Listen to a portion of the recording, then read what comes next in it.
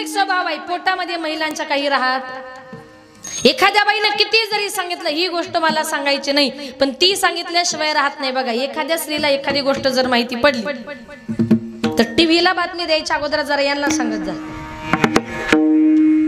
एखाद्या स्त्रीला जर माहिती पडलं ती परत परत शेजारणीच्या घरात जाते, तिला म्हणते बाई तुला म्हणून सांगते पण दुसरीला सांगू नको। दोघींच्या गप्पा झाल्या का दोघी तिथून उठतात ना दुसरीच्या घरात जाते, तिला म्हणतात बाई तुला म्हणून सांगते पण दुसरी कोणाला सांगू नको।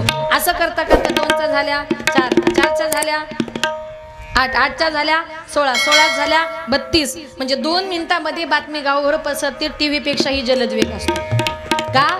स्त्रियांच्या पोटामध्ये कधी काही राहत नाही, ते चांगलंय। पुरुष मंडळ तुम्हाला खरं सांगते बघा, एक गोष्ट पटेल तुम्हाला, अटॅकचं प्रमाण महिलांमध्ये जास्त की पुरुषांमध्ये? कोणामध्ये? पटकन बोला, कोणामध्ये? पुरुषांमध्ये का? कारण तुम्हाला जर एखादी गोष्ट माहिती पडली तुम्ही कुणाला सहजासहजी सांगता का? इतकी मनामध्ये दाबून ठेवता, इतकी मनात दाबून ठेवता का त्याचा तुमच्या रक्तदाबावर परिणाम होतोय आणि त्याच्यामुळे तुम्हाला अटॅक येतोय। आमच्या बायका बघा किती मोकळ्या मनाच्या, माहिती पडला का अजिबात पोटामध्ये ठेवत, म्हणून आम्हाला अटॅक येत नाही। उद्यापासून तुम्ही पण तसंच करत जा। एखादी गोष्ट माहिती पडली का दुसऱ्याला सांगत जा, कारण स्त्रियांच्या पोटामध्ये काही कधी काही राहणार नाही। हा धर्मराजाने आपल्या आईला दिलेला शाप आहे। ऐका, ज्या वेळेला कर्ण धारातीर्थी पडला, कर्णाचा युद्धामध्ये पराभव झाल्यानंतर त्याचा प्राण गेला। प्राण गेल्याबरोबर कुंती मातेला माहिती पडलं, कुंती माता पळत पळत गेली, कर्णाला उचललं आणि आपल्या मांडीवर घेतलं आणि धाय मोकळून रडायला लागली। धर्मराजा पळत गेला आणि सांगितलं आई अगं आमचा शत्रू गेला आणि तू आनंद व्यक्त करायचं सोडून त्याचं शिर मांडीवर घेऊन तू रडते, कशा करता रडते? तेव्हा कुंती मातेने सांगितलं धर्मा मी ज्याचं शिर माझ्या मांडीवर घेऊन रडते ना तो तुमचा शत्रू नाहीये, तो तुमचा सगळ्यात मोठा भाऊ आहे। कुंती सांगती देवाला कर्ण तो पांडव रे पहिला, कर्ण तो पांडव रे पहिला, कर्ण तो पांडव रे पहिला।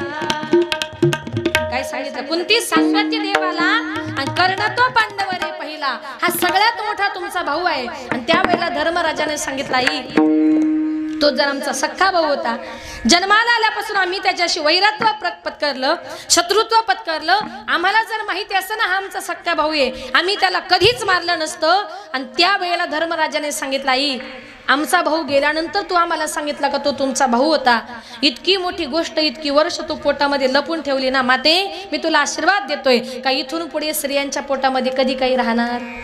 म्हणून अंतरीचे धावे स्वभावे बाहेरी अंधरी ताई परी आवरी ना। म्हणजे स्त्रियांनी कितीही जरी मी ही गोष्ट सांगणार नाही असा सांगायचा प्रयत्न केला, त्या सांगितल्याशिवाय राहत नाही। मनापासून देवाची भक्ती करा, कारण या जगामध्ये भगवान परमात्म्यानं आपल्या भक्ताच्या उद्धाराकरता अवतार घेतलेला आहे। जन्माला आलात नाही एक भगवान परमात्मा आपलासा करा। बघा एका गावात आषाढी यात्रेच्या निमित्ताने एक वारकरी बाबा पंढरपूरला निघाले। निघाल्यानंतर त्यांनी आपल्या मुलाला सांगितलं बाळा पंढरपूरच्या आषाढीची वारी आहे, मी 2-4 दिवस जरा पंढरपूरला चाललो, तू काय कर मी गेल्यानंतर जरा पहाटे 4 वाजता उठून जरा देवपूजा करत जा। मुलाने सांगितलं बाबा पहाटे 4 वाजता उठणं वगैरे मला काही जमणार नाही आणि मी काय देवपूजा करणार नाही। बाबांनी सांगितलं असं नको करू, मी 50 वर्षापासून देवपूजा करतोय, पण तू जर 4-5 दिवस केली नाही तर बाळा एवढ्या वर्ष केलेली देवपूजा फुकट जाईल। मुलगा म्हटलं ठीक आहे बाबा तुम्ही पंढरपूरला जा, माझा मी बरोबर घरी देवपूजा करतो। आता बाप पंढरपूरला निघून गेला। पहाटे 4 वाजता आई उठली, आई म्हटली बाळा उठ, अरे जरा देवपूजा करून घे। मुलगा म्हटला काय गाई, अगं पहाटे 4ची चांगली साखर झोपेची वेळ आणि सारखी कटकट लावली देवपूजा कर देवपूजा कर। अरे तो देव आहे त्याला कटकट म्हणू नये। अगं कटकट नाही तर काय, रागाच्या भरात उठला, देवघरात गेला, देवघरातले सगळे देव गोळा केले आणि देवाने घेऊन रागाने डायरेक्ट एका विहिरीवरच आंघोळ करायला गेला। आता महिला मंडळी एक प्रश्नाचं उत्तर द्या, देवपूजा करायला पाणी किती लागतं? तुम्ही करता ना देवपूजा, हंडाभर कशाला, तांब्याभर बसणार? त्याला इतका राग आला, रागाच्या भरामध्ये सगळे देव उचलले एका विहिरीवर आंघोळ करायला गेला। आता विहिरीवर आंघोळ करता करता त्याच्या मनात विचार आला, म्हटलं रोज पहाटे 4 वाजता उठायचं, या 10-12 देवांची आंघोळ करायची, प्रत्येकाला पुसायचं, देवाऱ्यात मांडायचं, त्यांना गंध काय, अक्षदा काय, फुलं काय, किती टाइमपास आहे म्हटलं। मग देवपूजा कमी कशी करावी लागेल, त्याने काय केलं, 10-12 देवांपैकी 5-6 देव घेतले आणि रागाने विहिरीमध्ये टाकून दिले. आता बाकीचे देव घेऊन घरी गेला आणि देवासमोराचा हात जोडून बसला. तेवढ्यात आई आली. आई म्हटली, बाळा अरे झाली का देवपूजा, लावला का देवाला गंध? रडायलाच लागला. आईने विचारलं, बाळा काय झालं? म्हटलं कसंही नाही. अगं मगाशी देवाने घेऊन विहिरीवर आंघोळ करायला गेलो, पण आंघोळ करता करता की नाही 5-6 देवांनी विहिरीमध्ये जीवच दिला. आता त्यांनी जीव दिला म्हटल्यावर बाकीच्या देवांना सुतक पडलं ना, मग त्यांना गंध कसा लावायचा? आई म्हटली, बाळा अरे देव कधी जीव देतात का? देवांना कधी सुतक पडतं का? देवाची टिंगल करतो का? रागाच्या भरात उठली आणि त्याच्या ताडकन थोबाडीत मारली. एवढी जोरात थोबाडीत मारल्यावर असा राग आला. रागाच्या भरामध्ये सकाळी सकाळी उठला आणि रागाने डायरेक्ट आपल्या सासूरवाडीलाच निघून गेला. आता सासूबाई दारातच उभी होती. तिने असं लांबूनच जावायला बघितलं आणि म्हणते, जावाई बापू अहो बरं झालं आलात, अहो देवानच तुम्हाला पाठवलं, अहो पंढरीच्या पांडुरंगानंच तुम्हाला पाठवलं. जावई म्हटलं, सासूबाई अहो सकाळी 6 वाजता एवढं कौतुक कशा करता चालले, देवानं पाठवलं पांडुरंगानं पाठवलं. ती म्हटली, कसं नाही जावाई बापू, काल तुमचे वडील आमच्या घरी आले, तुमच्या सासऱ्यांना अगदी जबरदस्तीने पंढरपूरला घेऊन गेले.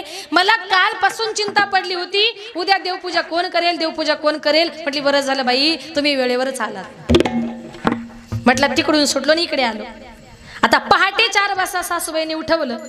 जावयाची देवपूजा म्हटल्यानंतर सासूबाईने अगोदरच सुगंधी फुले, सुगंधी अगरबत्त्या, सुगंधी अत्तर, सगळ्या सुगंधी वस्तू ठेवल्या आणि जावई बापूने देवपूजा करायला सुरुवात केली. आता आपली शेजारीबाई आपल्या वासावरच असते ना, आपल्या घरात काय काय शिस्त. तिला लगेच वास गेला आणि ती पळत आली आणि ती म्हटली, काय हो तुम्ही रोजच देवपूजा करता, पण आज इतका सुगंध कशाचा येतोय? ती म्हटली, कसं आहे ना, काल आमचे पंढरपूरला गेले, योगायोगानं जावई आले, मग जावयाची देवपूजा म्हणजे सगळ्या कशा हायफाय गोष्टी पाहिजे. म्हटली, काय ग तुझे जावई देवपूजा पण करतात? म्हटली, हो अगदी उत्तम प्रकारे, अगदी छान प्रकारे. मग म्हटली, बरं झालं, आमचे हे पण कालच पंढरपूरला गेलेत, जरा तुझी पूजा झाली का माझी पण करायला पाठव. तो म्हटला, आता काही खरं नाही, रोज पहाटे 4 वाजता उठायचं आणि या 2-4 घरची देवपूजा करायची, त्यापेक्षा म्हटलं मीच जातो आणि एखाद्या विहिरीमध्ये जीव देतो. इतका देवपूजेला कंटाळा आला. रागाच्या भरामध्ये सकाळी उठला, रागाने विहिरीकडे चालला. विहिरीच्या जवळ गेला, विहिरीमध्ये जीव देणार. शेतकरी म्हटला, अरे थांब, माझ्या विहिरीमध्ये कशाला जीव देतोस? तुला जर कामाचा कंटाळा आला असेल ना, तर माझ्या घरी चल, मी तुला कुठलंच काम सांगणार नाही. माझ्या घरी तुला 2 टाइम नाश्ता, 2 टाइम जेवण, 2 टाइम चहा, दिवसभर आराम. माझ्या घरी तुला एकच काम करायचंय. म्हटले, रोज पहाटे 4 वाजता उठून देवपूजा. तुम्ही जीव जरी द्यायला गेले ना तरी तुकोबर आहे म्हणतात, देव तारी त्याला कोण मारी. मग देवाची टाळाटाळ करण्यापेक्षा काय करा, आपुला तो एक देव करुणी गावाते नवीन जीवा सुख नो हे. आपुला तो एक देव करुणी गावाते नवीन जीवा सुख नो हे. आपुला तो एक देव करुणी गावाते नवीन जीवा सुख नो हे. आपुला तो एक देव करुणी गावाते नवीन जीवा सुख नो हे. आपुला तो एक देव करुणी गावाते नवीन जीवा सुख नो हे. आपुला तो एक देव करुणी गावाते नवीन जीवा सुख नो हे. आपुला तो एक देव करुणी गावाते नवीन जीवा सुख नो हे. आपुला तो एक देव करुणी गावाते नवीन जीवा सुख नो हे.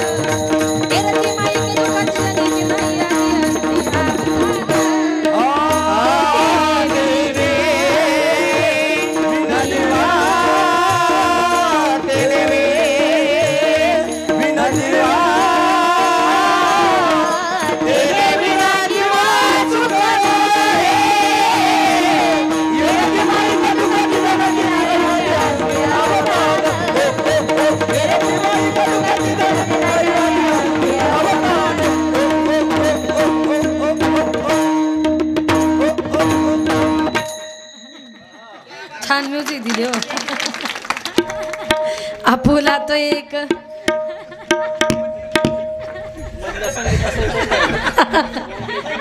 देव करुणी घ्यावा, ते नेवी नजवा सुख नो हे. तुकोबाराय म्हणतात, जन्माला आलात ना एक भगवंत आपला असा करा.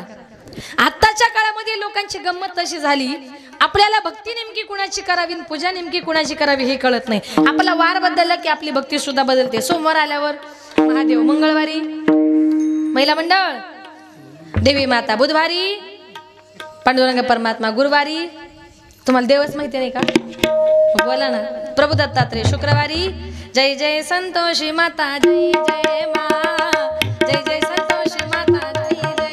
शनिवारी हनुमंतरायण, रविवार आलं की अहम वाघ्या सोहम वाघ्या प्रेम नगरावारी, सावध होनी भजनी लागा देव करा कैवारी, मल्हारीची वारी माझ्या मल्हारीची वारी, मल्हारीची वारी माझ्या मल्हारीची वारी, मल्हारीची वारी माझ्या मल्हारीची वारी, मल्हारीची वारी माझ्या मल्हारीची वारी. हरिदेव माझा शिवशंकर अवतार, बाळी लावी तो भंडार नांदे जगगडावर.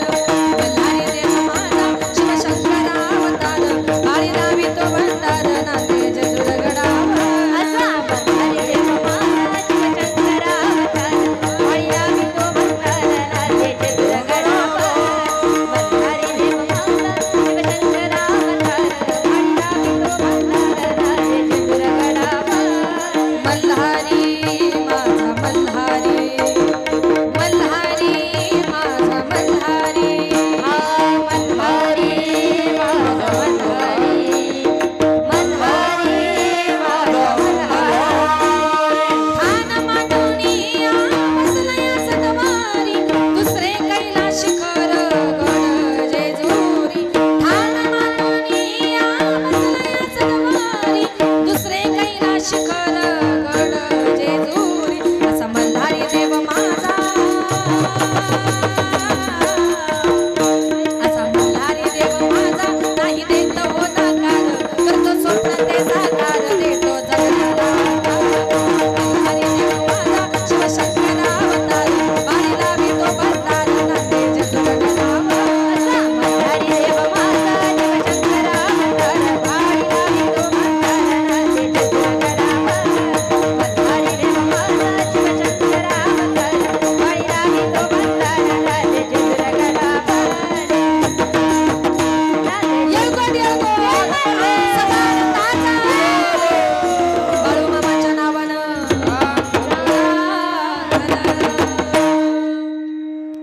आपला वार बदलला की आपली भक्ती बदलते. रविवारी आपण खंडेरायांची भक्ती करतो. आता थोडक्यात खंडेराय आणि बाळूमामांचा जर बघितलं तर खंडेरायांचा अवतार म्हणजे बाळूमामा.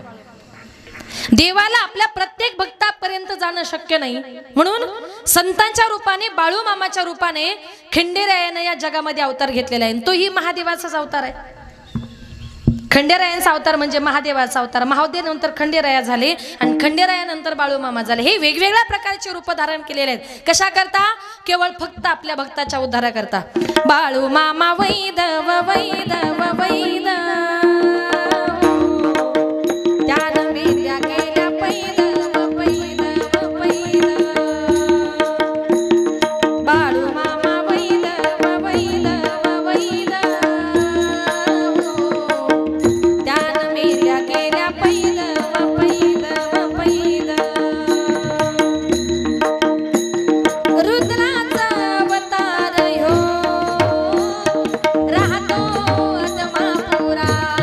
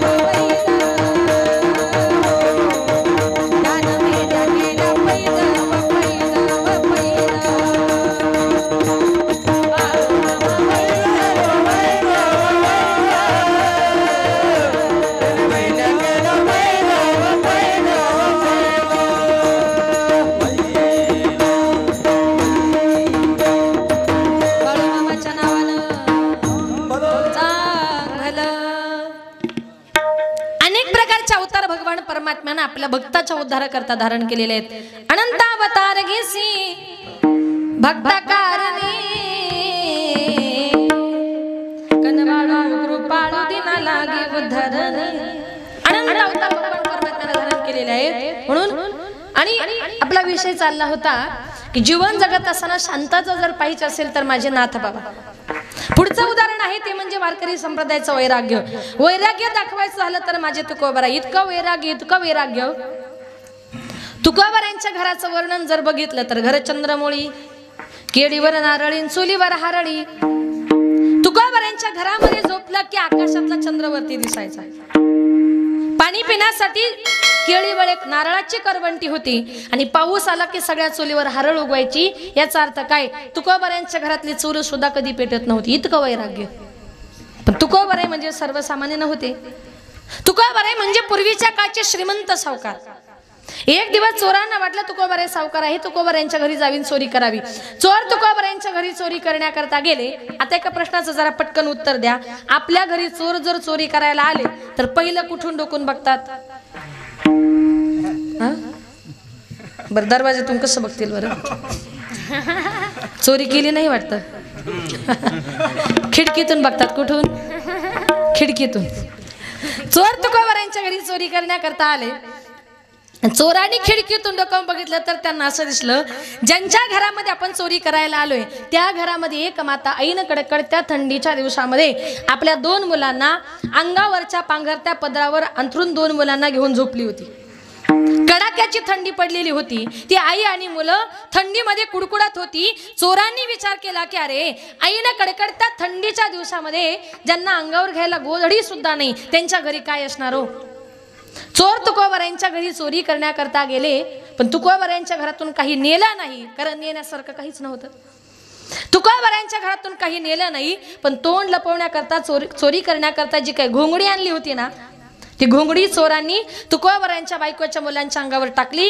चोर आपल्या घरी निघून गेले। आम्ही सदैव सुडाके जवळ येता चोर धाके, आम्ही सदैव सुडाके जवळ येता चोर धाके, आम्ही सदैव सुडाके जवळ येता चोर धाके, आम्ही सदैव सुडाके जवळ येता चोर धाके।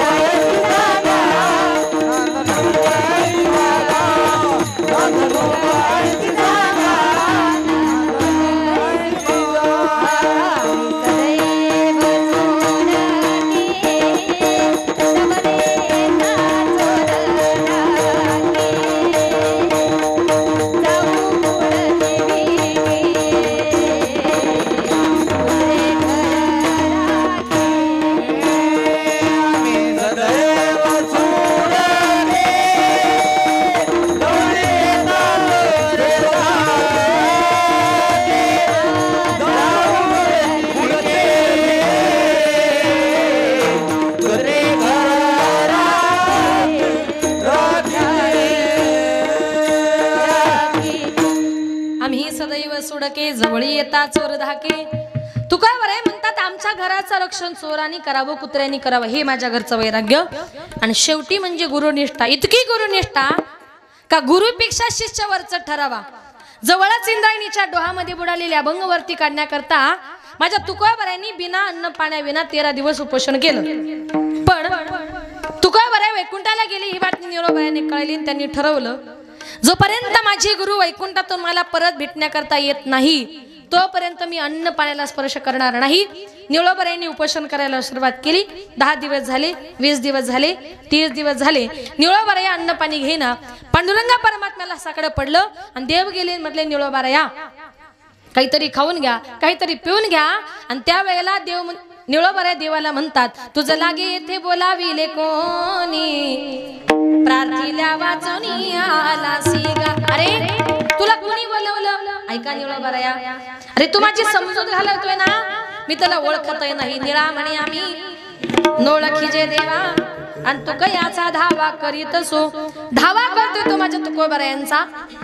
30 दिवस झाले, 40 दिवस झाले, आणि 42व्या दिवशी निळोबऱ्यांच्या हट्टा खातर वैकुंठाला गेलेले तुकोबराय निळोबऱ्यांना भेटण्याकरता परत खाली आले. याला म्हणतात गुरुनिष्ठा. मग हीच गुरुनिष्ठा निळोबराय तुम्हाला मला शिकवतात. म्हणून संत महात्म्यांनी जो मार्ग दाखवला, मार्ग दावणी गेल्या आधी दयानिधी संतती तेनेची पंथे चालू जाता, न पडे गुंता कोठे काही, केव्हा वेद मार्गे मुनी गेले, त्यांचे मार्गी चाललो. ज्या मार्गाने संत महात्मे गेलेत ना, तीच परमार्थाची पायवाट माझ्या निळोबऱ्यांनी तुम्हाला मला प्रत्येकाला दाखवली. अभंगेनी पायवाट, केली पायवाट, केली पायवाट, केली पायवाट,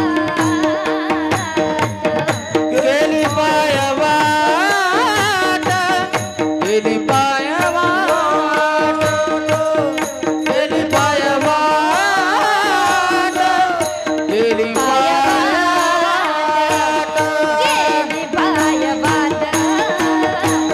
केली पायवाट, केली पायवाट,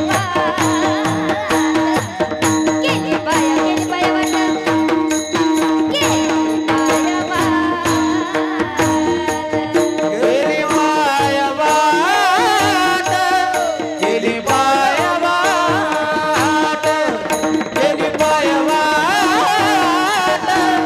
केली पायवाट,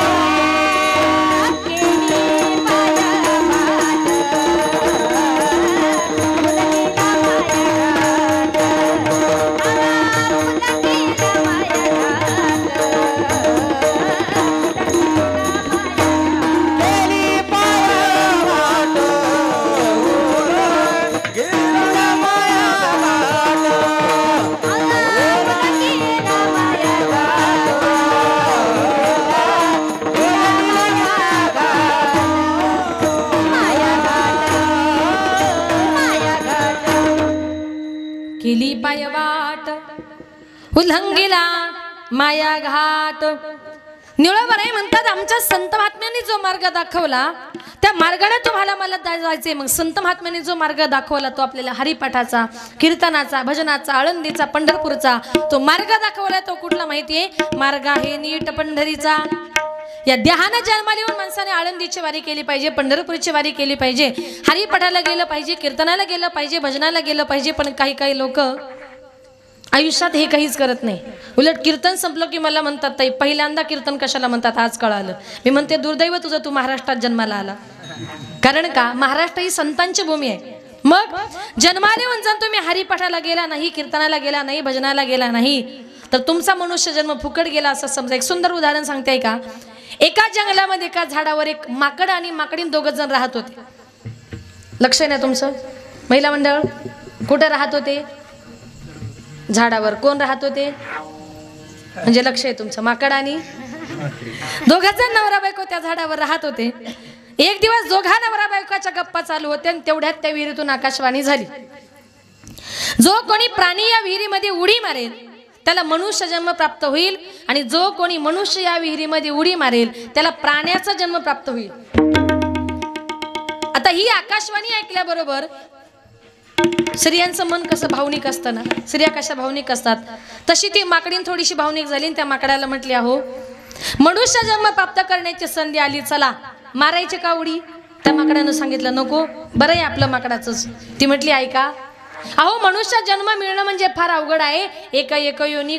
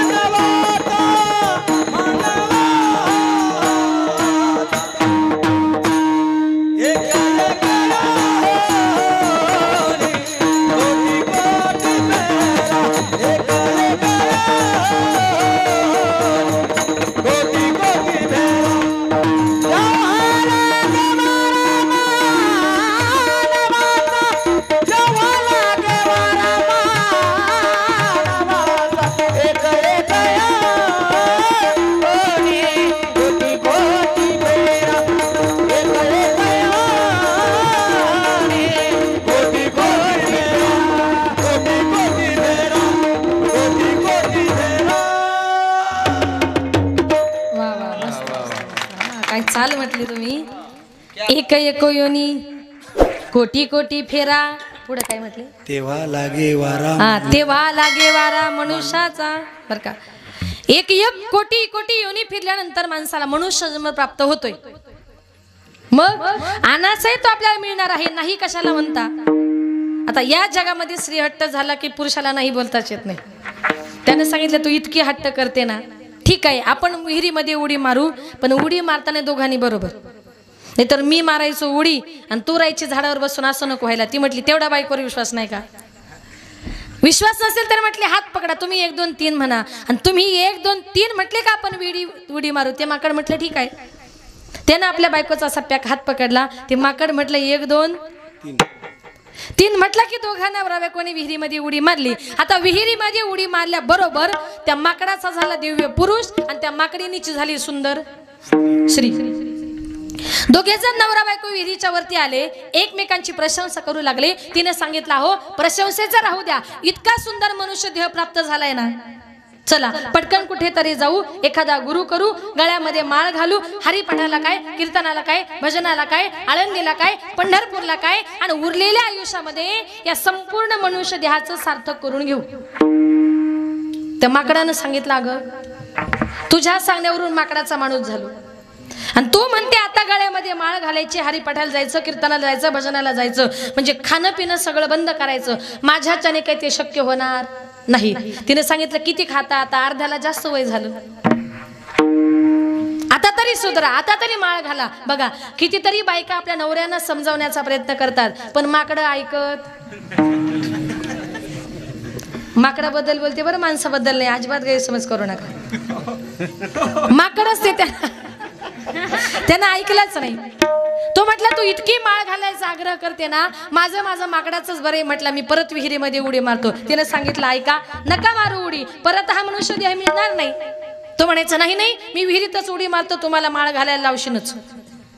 ती म्हणायची, ऐका नका मारू उडी. त्यानं काही त्याच्या बायकोचं ऐकलं नाही, आणि त्या माणसानं जी विहिरीमध्ये उडी मारली, उडी मारल्याबरोबर परत त्या मनुष्याचं झालं परत माकड. ऐका पुरुष मंडळ, जे पुरुष लोक आपल्या बायकोचं चांगलं ऐकत नाही, एक दिवस त्यांचं माकडच होतं बरं का माने साहेब. चांगलं म्हटलं बरं का, सगळं नाही का. बायकोचं फक्त चांगलं ऐकायचं. त्यानं तिचं ऐकलं नाही, त्यानं परत विहिरीमध्ये उडी मारली आणि उडी मारल्याबरोबर त्या माणसाचं झालं परत माकड. आता ते माकड विहिरीच्या वरती आलं. तुमचं तसंच आहे का? नाही ना. ते माकड विहिरीच्या वरती आला. आता ऐका, एक कल्पना करा, त्याची बायको म्हणजे सुंदर स्त्री, रूपवान स्त्री, आणि तिचा नवरा म्हणजे ते असं माकड. ते कसा दिसत असेल जोडा नवरा बायकोचा, एक कल्पना करा. तेवढ्यात तिथल्या जंगलाचा राजा तिथे फिरण्याकरता आला आणि त्या राजानं बघितलं, अरे इतकी सुंदर स्त्री विहिरीच्या कडेला बसली आणि माकडाच्या बरोबर गप्पा मारते, तिच्या जीवाला धोका आहे. म्हणून राजा पळत पळत गेला.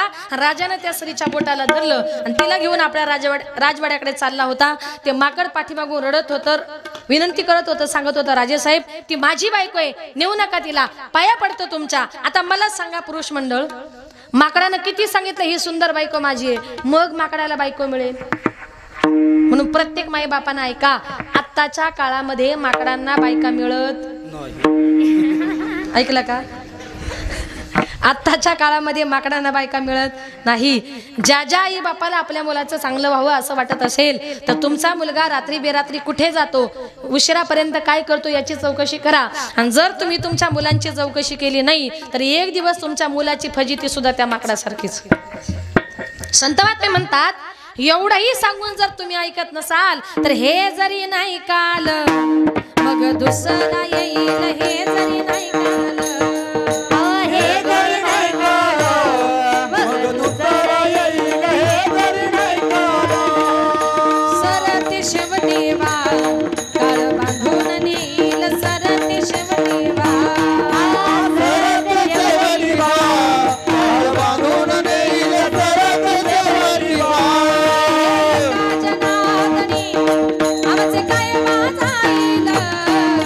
एका जनादनी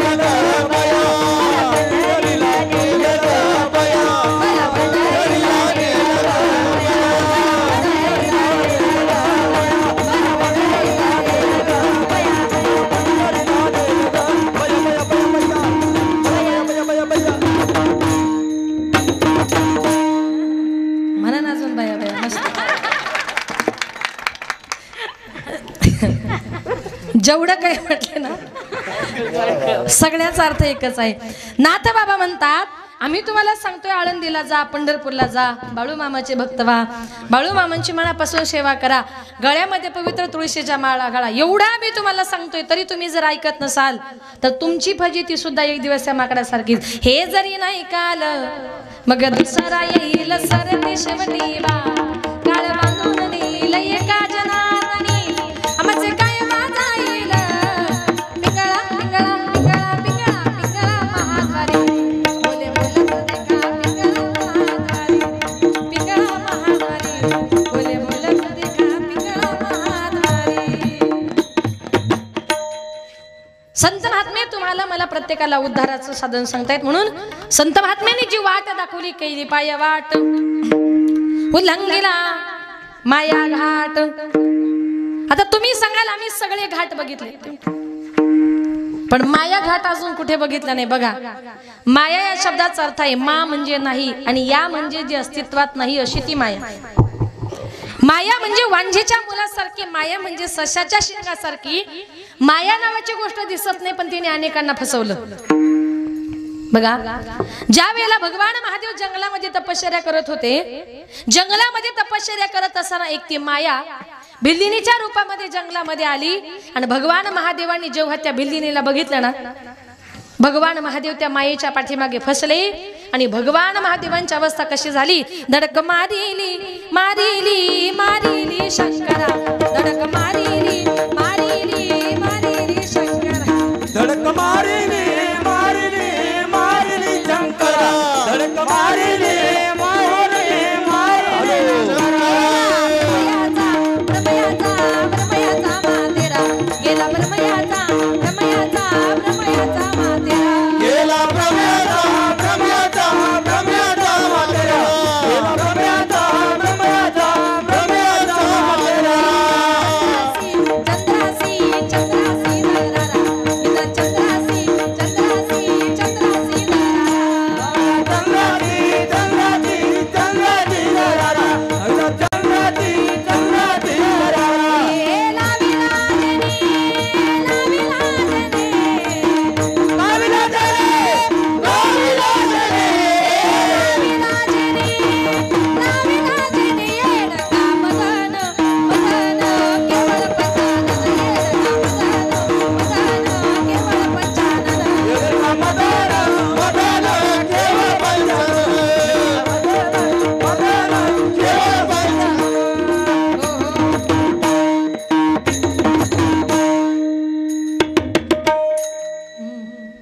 धडक मारिली शंकरा. मायेनं पहिली धडक मारली ती शंकराला, दुसरी केला ब्रह्मयाचा मातेरा. एवढे मोठे ब्रह्मदेव, वेदांची पुस्तकं ज्यांच्या डोक्यामध्ये होती, पण एका मानस कन्येच्या बिलाशा धरली आणि ब्रह्मदेवाची मायेनं तर मातीच करून टाकली. वेदार्थाचा गोवा कन्याभिलाष, वेदे नाही ऐसे सांगितले. मायेनं ब्रह्मदेवाची माती करून टाकली. इंद्रचंद्रासी दरारा. इंद्राने काय केलं, गौतम ऋषींची पत्नी अहिल्याईचा विनयभंग केला, आणि तेव्हा गौतम ऋषींनी शाप दिला की इंद्रा, तू माझ्या बायकोचं पतिव्रत्य भ्रष्ट केलंस, तुझ्या अंगावर हजारो भोकी पडतील. गौतम ऋषींच्या शापानुसार इंद्रा पडली भग, चंद्र झाला काळा, नारद चुकला चाळा भजनाचा. गौतम ऋषींच्या शापानुसार इंद्राच्या अंगावर हजारो भोकी पडली, चंद्र काळा झाला. कशामुळे? चंद्राने आपल्या गुरु बृहस्पती यांची बायको तारा हिला पळवले, आणि बृहस्पतीने त्याला शाप दिला की चंद्रा, या जगात तू इतका तेजस्वी आहे, पौर्णिमेच्या दिवशी चंद्र किती सुंदर दिसतो, तुझ्या या सुंदर चेहऱ्यावर माझ्या बायकोचं पतिव्रत्य भ्रष्ट केल्यामुळे तुझ्या या सुंदर चेहऱ्यावर कुठेतरी काळा डाग पडेल. आजही चंद्राच्या तोंडावर काय आहे? काळा डाग आहे. तो कुणाचा? बृहस्पतींचा शाप आहे. बृहस्पतींच्या शापाने चंद्र झाला काळा, आणि नारद चुकला चाळा भजनाचा. रात्रंदिवस नारायण नारायण म्हणणारे नारद मुनी एक दिवस भगवान कृष्णाच्या जवळ गेले. नारायण नारायण बोला नारदजी, काय काम काढलं? देवा काम आहे पण जरा प्रायव्हेट आहे, माणसांमध्ये नाही, एकांतात बोलायचं आहे. दोघे जण एकांतामध्ये गेले. देवाने सांगितलं, नारदा काय काम काढलं? काही नाही देवा, किती युग झाले, तिन्ही लोकांमध्ये एकटाच फिरतोय, आता थोडंसं असं वाटतं की दोनाचे 4 हात झाले पाहिजे. लक्षात आलं ना तुमच्या? काय झालं पाहिजे? दोनाचे 4 हात झाले पाहिजे. मग दोनाचे 4 हात करायची कुठे बघितली का? म्हटले नाही. अहो बघितली नाही, मग कसं काय? अरे बघायची काय गरज आहे देवा? म्हटले अरे लग्न करायचं म्हणतोस, मग मुलगी बघायला हवी, बायको बघायला हवी. नारद मुनी म्हटले देवा बघायची काय गरज आहे? तुला आहेत ना 16,108, मग त्याच्यातली एकच मला दे. देवाच्या लक्षामध्ये आलं का याला मायेनं पछाडला, हरकत नाही म्हटले. मग कुठली बायको घेऊ? देवानं सांगितलं जिच्या जवळ मी उभा नसेल ना ती बायको तुला घेऊन जा. त्याला इतका आनंद वाटला की आता मला देवाची बायको मिळणार. नारद मुनी या मालातून त्या माला जे पळत सुटले ना, 16,108 बायकांच्या जवळ भगवान श्रीकृष्ण परमात्मा उभे होते. पश्चाताप झाला होता, अपमान झाला होता, पळत गेले, गंगेमध्ये बुडी मारली. म्हटले माझी बायको तुला पाहिजे ना? काय म्हटले? माझी बायको तुला पाहिजे ना? त्यानं गंगेमध्ये बुडी मारल्या बरोबर पाण्यातून वरती आला. देवाने नारदाचीच नारदी केली. पुढे लग्न झालं, तिला 60 मुले झाली. 60 मुलांच्या करता करता त्या नारदीला भजन करण्याकरता वेळ राहिला नाही, म्हणून नारद चुकला चाळा भजनाचा. निळाबराई म्हणतात मायेमध्ये महादेव फसले, ब्रह्मदेव फसले, इंद्र फसला, चंद्र फसला, नारद मुनी फसले, सगळेच फसले. पण माझ्या गुरुनी, माझ्या तुकोबराईने काय केलं? उल्लंघिला माया घाट. माझ्या गुरुनी मात्र तो मायेचा घाट पार केला. मग म्हटले तुमच्या गुरुनी मायेचा घाट पार करण्याकरता नेमकं केलं तरी काय हो? काही नाही म्हटले, सोपं केलं. काय केलं? माझ्या गुरुनी रात्रंदिवस हरी आठवला. नुसता आठवला नाही तर त्याला हृदयात नेऊन साठवला. अभंगाचे दुसरे आठवेला जे आरे, आठवेला जे आरे, आठवेला जे आरे, आठवेला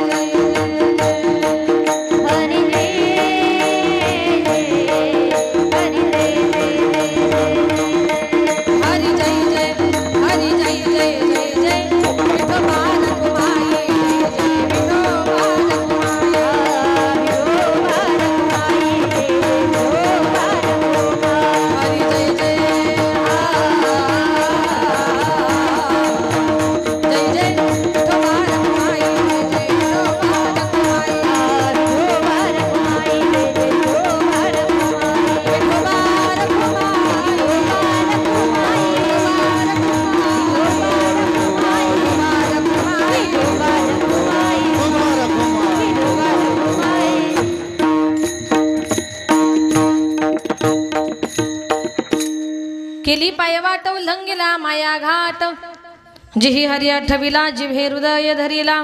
आता या ठिकाणी माझ्या अल्पमतीप्रमाणे अभंगाचा धावता भावार्थ आपल्या समोर मांडण्याचा प्रयत्न केला.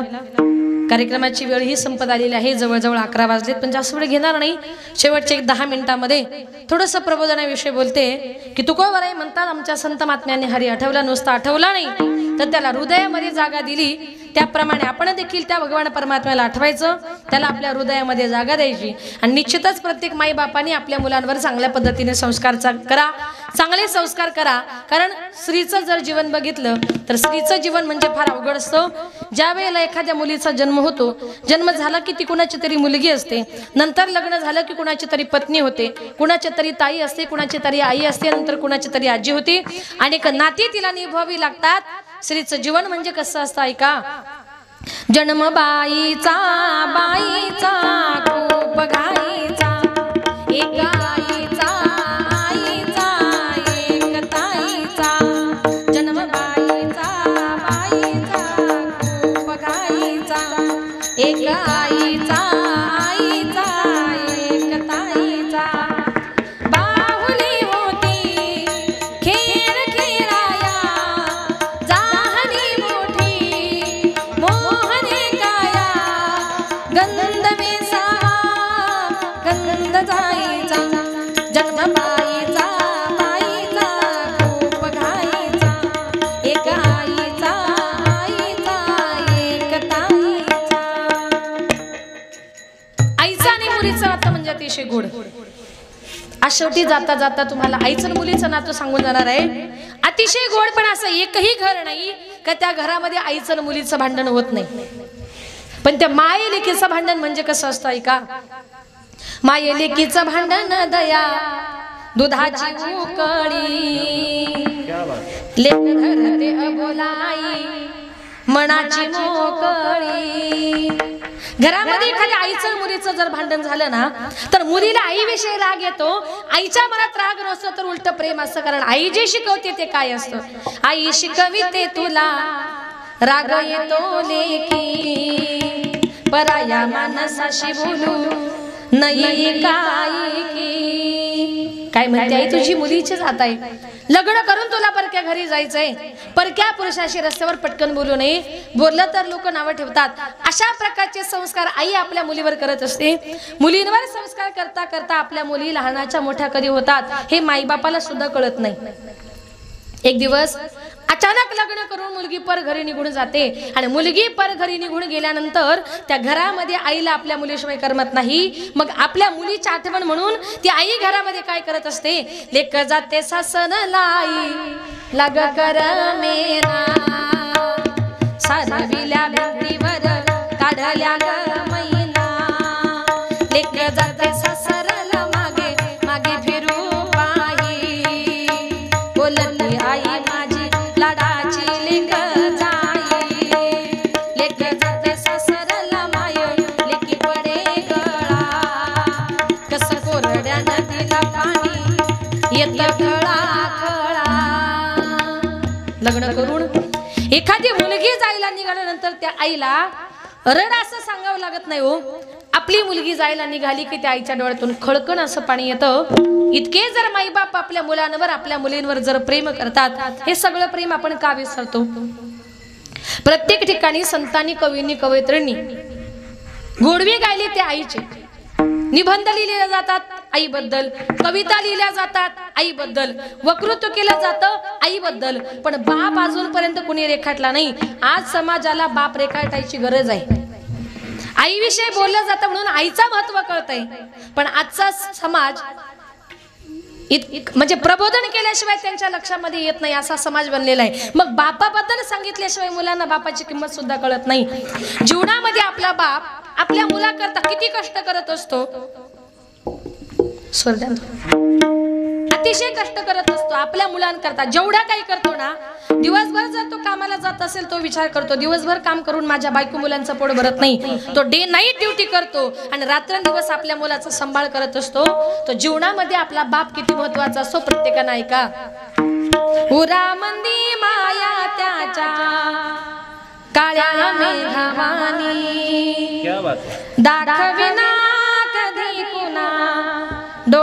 दादन पाणी झिजो झिजो संसाराचा गाडा हाकला वटा मंदी हसू जरी कना वाकला घडीभर तो थांब जरा ऐक त्याची धापद लैया वगड हाय गड्या उमगाया बापर उमगाया बापर लैया वगड हाय गड्या उमगाया बापर उमगाया बापर मुकी मुकी माया त्याची मुकी घाल मेल लेकराच्या पायी उभा जन्म उधळेल आधाराचा जणू वाकलं भाड त्याच्या येणं पाचोळा जिनरान माळ जिनरान माळ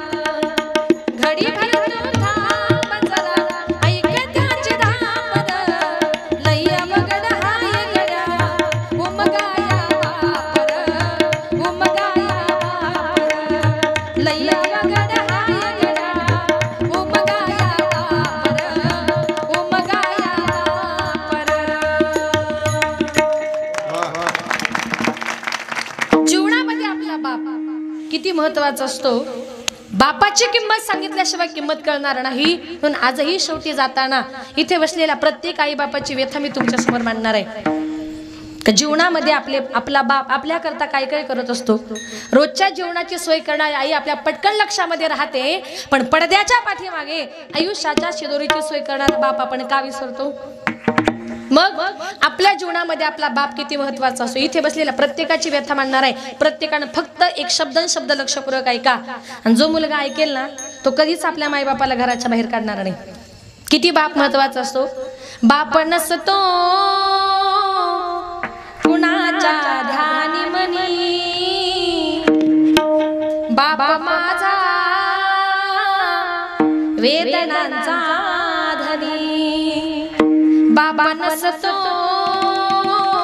कुणाच्या ध्यानी मनी बाबा माझा वेदनांचा धनी आई मायेचा सागर ही सत्य आहे कहाणी पण दुर्लक्षित बापाच्या त्या व्यथा कुणीतरी जाणी बाप नसतो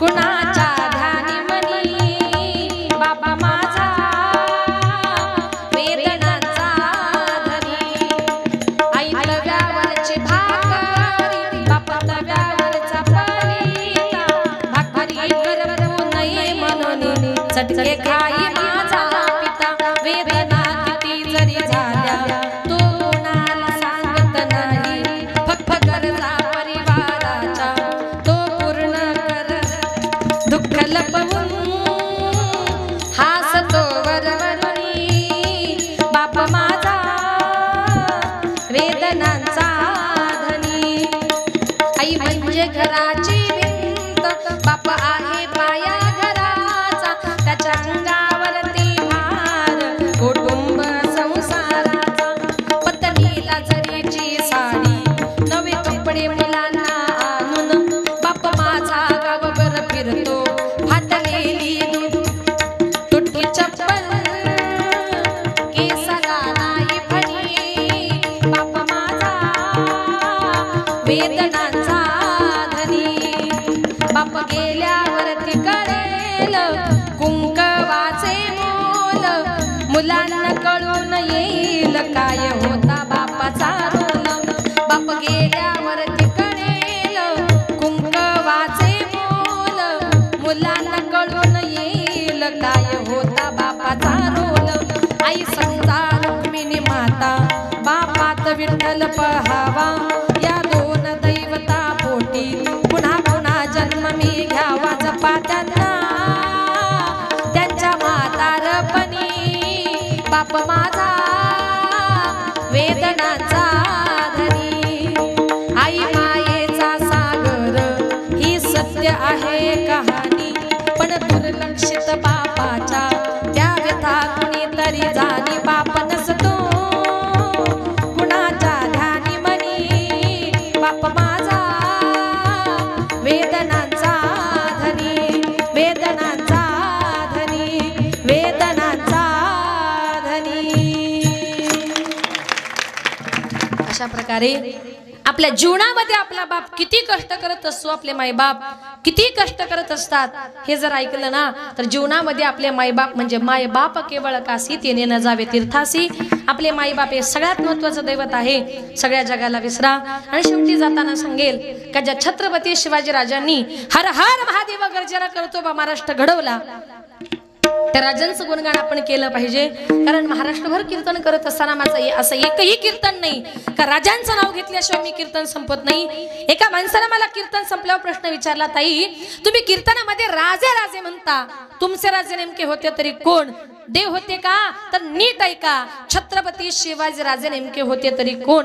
विजयासारखी तलवार चालून गेला, विजयासारखी तलवार चालून गेला, निदळ्या छातीने हिंदुस्तान हलवून गेला, मुठभर मावळ्यांना बरोबर घेऊन हजारो सैतानांना नडून गेला. आणि स्वर्गामध्ये गेल्यानंतर 33 कोटी देवानी ज्याला वाकून मुजरा करावा ना, असा एकाच मर्द मराठा माझा शिवबा होऊन गेला, शिवबा होऊन गेला, शिवबा होऊन गेला. हर हर महादेव, हर हर महादेव. थोडा इको द्या ना मला. हर हर महादेव.